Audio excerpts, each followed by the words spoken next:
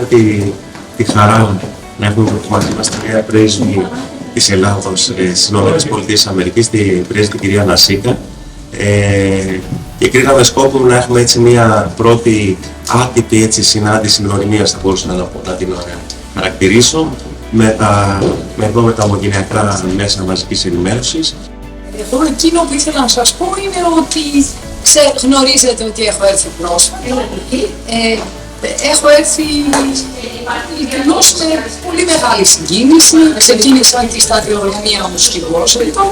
Είναι μεγάλη η ευθύνη, αλλά και πολύ μεγάλο το ενδιαφέρον, έτσι. Και τα δύο, το ενδιαφέρον με κοινή και η ευθύνη με κοινή ακόμη πιο πολύ, έτσι. Και νομίζω ότι με τη βοήθεια όλων, και με τη βοήθεια της τύχης βεβαίως, γιατί υπάρχουν και τα γεγονότα καμιά φορά που δεν μπορείς να αποφύγεις, ελπίζω ότι θα τα καταφέρουμε. Έχω έρθει σε μια περίοδο που οι ελληνοαμερικανικές σχέσεις είναι σε εξαιρετικό επίπεδο. Έχω διαδεχθεί συναδέλφους και τη συνάδελφό μου που έχει στρώσει έναν πολύ σπουδαίο δρόμο. Άρα ξεκινώ με τις καλύτερες συνθήκες και οφείλω να τις διατηρήσω και ενδεχομένως να τις βελτιώσουμε και ακόμη πιο πολύ. Εγώ είμαι χαρούμενη που σας βλέπω. Θέλω όντως να συστηθούμε και λίγο να μου πείτε κι εσείς πώς βλέπετε τα πράγματα.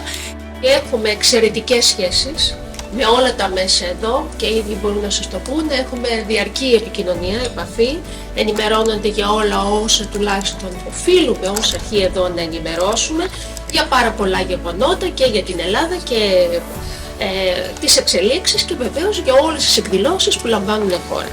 Και στην αρχή βεβαίως εδώ πέρα του Γενικού Προξενείου και της μόνιμης εκπροσωπείας ενημερώνουμε για τα πάντα.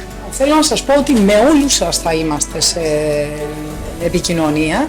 Εγώ πιστεύω ότι η εμπιστοσύνη είναι ένα από τα κύρια χαρακτηριστικά που πρέπει να έχουμε. Η εμπιστοσύνη δεν είναι αυτοφυής, χτίζεται. Λοιπόν, έχω πρόθεση να την χτίσω σιγά σιγά αυτήν την εμπιστοσύνη μεταξύ σας και εύχομαι και σας παρακινώ η προσπάθεια να είναι αμφωτερόπλευρη, έτσι, και από την πλευρά σας.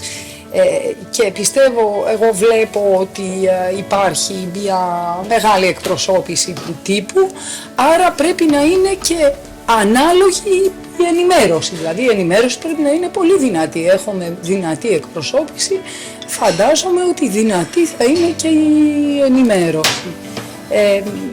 Ό,τι φυσικά σας είπα μπορώ να σας προσθέσω στην ενημέρωσή σας ή και στη διάσταση της ενημέρωσης,